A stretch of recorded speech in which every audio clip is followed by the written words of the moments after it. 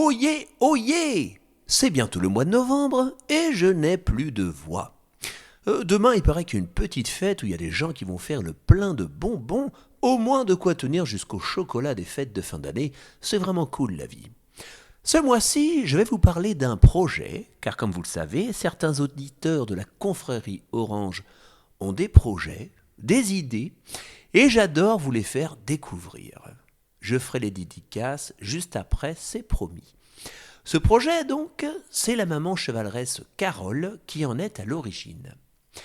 Elle propose une vente de copies d'aquarelles du Chevalier Orange pour les fêtes de fin d'année, des aquarelles qu'elle créera elle-même et dont les bénéfices iront soutenir une association pour les enfants.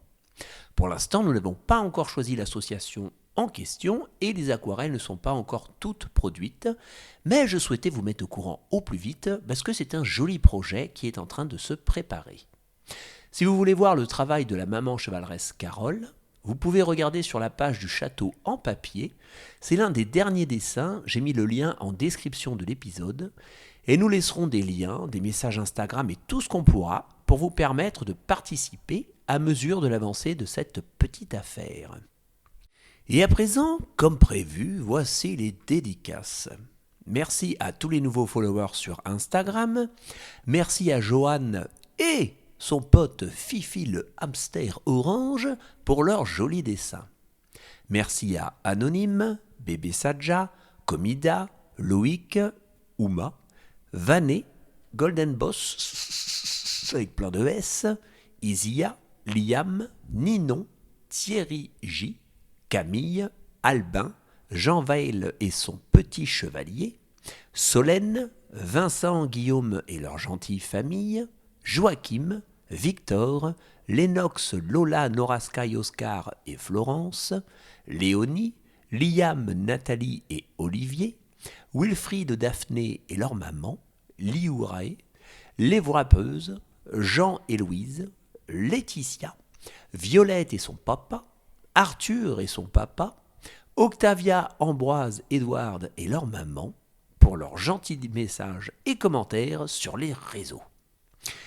Nous fêtons ce mois-ci l'anniversaire de Léonie.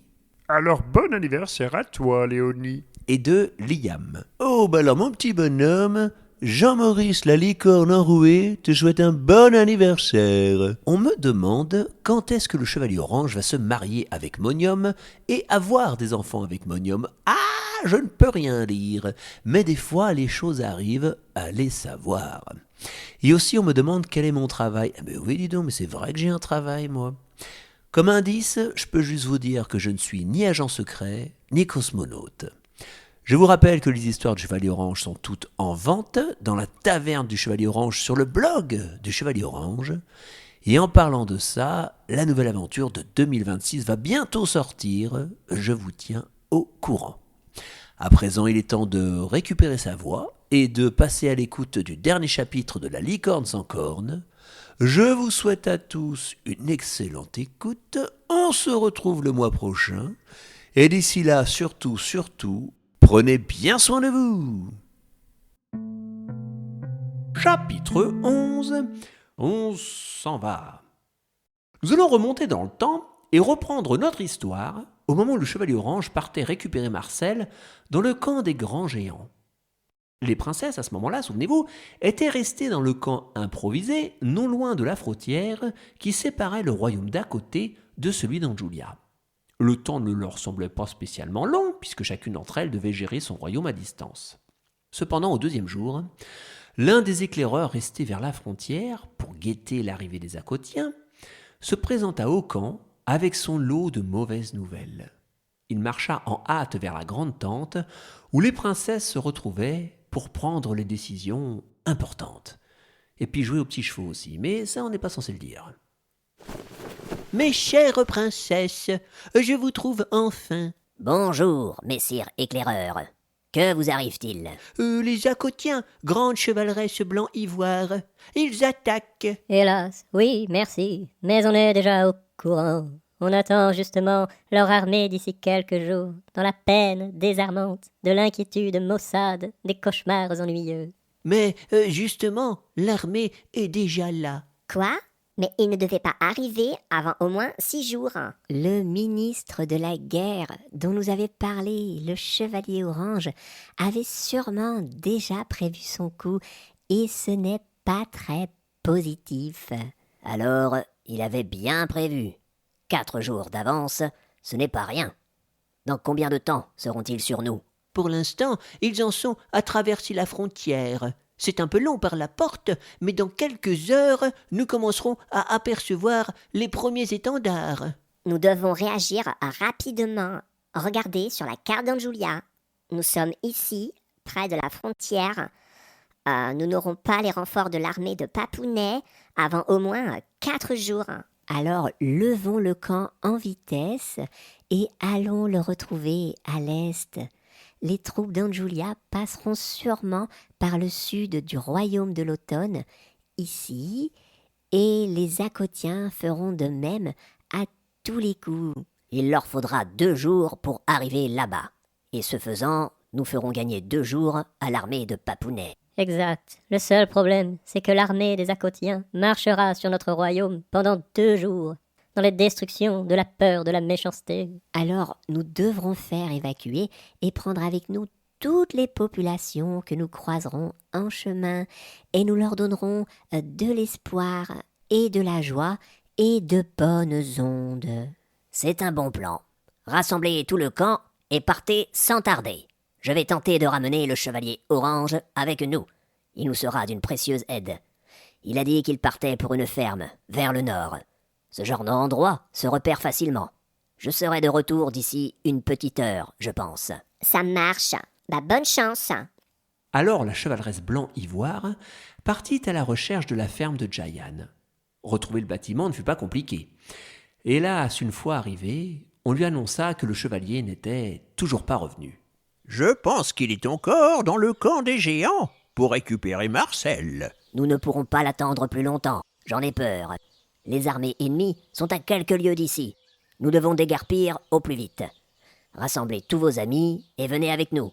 Nous prendrons votre chariot pour transporter tout le monde. Mais et Marcel, et Jean-Maurice, et le chevalier Orange? S'il y a bien quelqu'un en qui j'ai confiance, c'est le chevalier Orange. Je gage que tout va bien pour lui. Et tant qu'il ira bien, il veillera sur Marcel et Jean-Maurice. Tous les 3 repasseront sûrement par ici. S'ils ne trouvent personne, ils iront au camp. Et s'il n'y a plus de camp, ils suivront les traces laissées par l'armée. J'en suis persuadé. D'accord. Alors, je rassemble tout le monde. Le temps de réunir quelques affaires à la hâte, et les habitants de la ferme de Jayan se retrouvèrent sur un grand chariot tiré par 2 chevaux. La sorcière empoigna les rênes, et le petit convoi se mit en route vers le camp. Là-bas, tout le monde était déjà sur le départ. Le convoi de sauvetage des princesses put donc partir en direction de l'Est.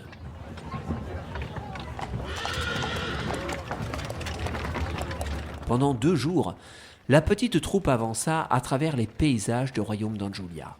Les éclaireurs partaient en avant pour anticiper les préparatifs des habitants. À chaque village, il fallut répéter la triste nouvelle, puis inviter les populations locales à rejoindre le groupe qui grossissait d'heure en heure. Parfois, les gens n'avaient pas de quoi s'abriter, ou bien ils n'avaient pas prévu de provisions. Mais on trouvait toujours de quoi aider, et même les princesses avaient cédé leurs propres chevaux pour tirer des charrettes remplies de voyageurs. Les 4 sœurs avançaient en tête du convoi, ouvrant la marche inépuisable des donneurs d'espoir. C'est qu'il y en a du monde entre la frontière et le royaume de l'automne. Je ne m'étais pas rendu compte à l'aller. Nous sommes au moins 1 millier. Mais nous tenons un bon rythme. L'armée des Acotiens ne nous rattrapera pas. Et lorsque nous croiserons les troupes d'Anjulia, tous les gens pourront se mettre en sécurité derrière nos lignes de défense. Oui, hélas, à ce moment-là, il sera l'heure de l'affrontement. Je n'ai pas hâte d'y être. C'est dans ce genre de situation que le chevalier Orange, il aurait été bien utile, je pense. Je suis sûr qu'il arrivera au bon moment. Mais oui, avec Jean-Maurice. Et Marcel. Et une blague nulle.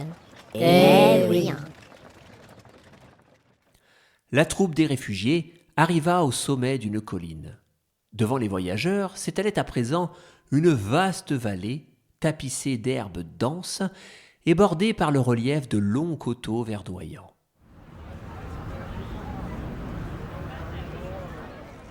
L'endroit était désert et venteux, et seul un château abandonné, juché sur le versant abrupt d'une falaise, témoignait d'une ancienne activité dans la région. En voyant le bâtiment, les yeux des princesses s'illuminèrent. Mais regardez là-haut, c'est un vieux château. Il a l'air inhabité, et froid, et austère, et triste, et seul. Inhabité, mais encore solide et rempli de bonnes ondes. Il pourrait nous fournir un abri efficace pour attendre l'armée de notre royal papounet. Excellente idée. Courons nous installer. On fit entrer les 1000 personnes dans le château, puis on ferma les lourdes portes.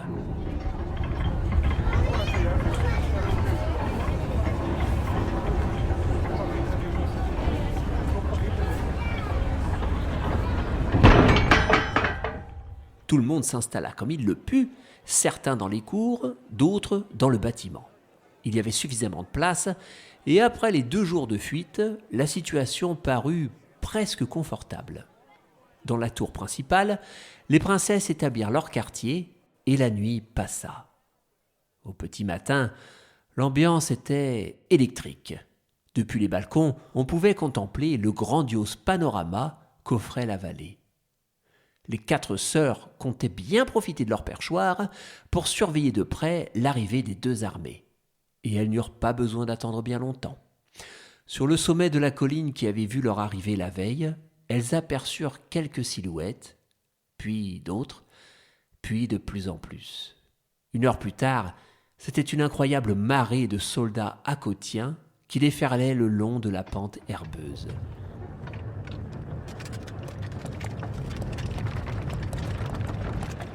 Chaque régiment se plaçait avec une grande précision, suivant les ordres des supérieurs qui les guidaient. C'était à la fois impressionnant et effroyable. Hélas, ça y est, je commence à ne plus être bien rassuré.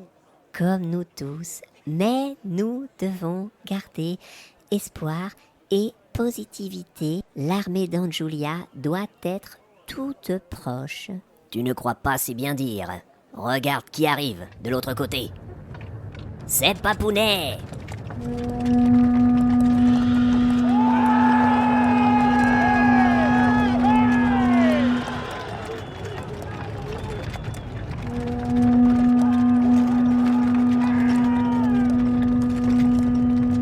Comme prévu, les troupes d'Anjulia avaient choisi l'itinéraire le plus court et elles étaient au rendez-vous. Et croyez-moi, l'armée du roi Lahir n'avait rien à envier à ses adversaires. Canons, balistes, trébuchets, arbalétriers, archers, cavaliers, fantassins. Tout ce qu'il fallait pour tenir en respect ses assaillants. Il y avait aussi des mages de combat et même quelques silencieux. Et bien évidemment, chevauchant son plus beau destrier, dans son armure étincelante, habillé de son tabard bleu et coiffé de sa ravissante couronne, Lahir le 8e, dit Lahir le Juste, le grand monarque du royaume d'Anjulia, le papa qui tombait à pic, le daron majestueux, le royal papounet. Pour l'accompagner, il y avait tout autour de lui l'intégralité des chevaliers du pays.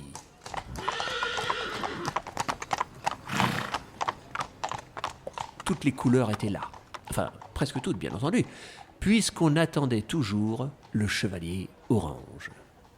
On décida de laisser la population à l'abri dans le château, et pendant que les gardes organisaient les défenses, les princesses s'empressèrent de récupérer leurs montures pour rejoindre leur rang parmi les paladins.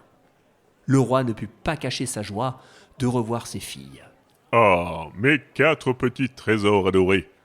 Je suis bien content de vous revoir saines et sauves. Alors, dites-moi tout. Où en est la situation ?» Nous avons récupéré tous les civils sur le chemin de l'armée adverse et on les a mis en sécurité dans le château, là-bas. Excellent. Vous n'auriez pas pu faire mieux. Hélas, par contre, aucune nouvelle du chevalier orange. Voilà qui est bien dommage. J'espérais qu'il arrive, comme à chaque fois, avec une petite solution. Inhabituelle, mais bien trouvée. et un petit jeu de mots. Combien de temps avant l'assaut? Ce sera à la reine de décider. Elle doit être tout au fond, derrière son armée. Accompagné de son sordide ministre. Allons, croisons les doigts avec de l'espoir et espérons que le chevalier orange revienne à temps.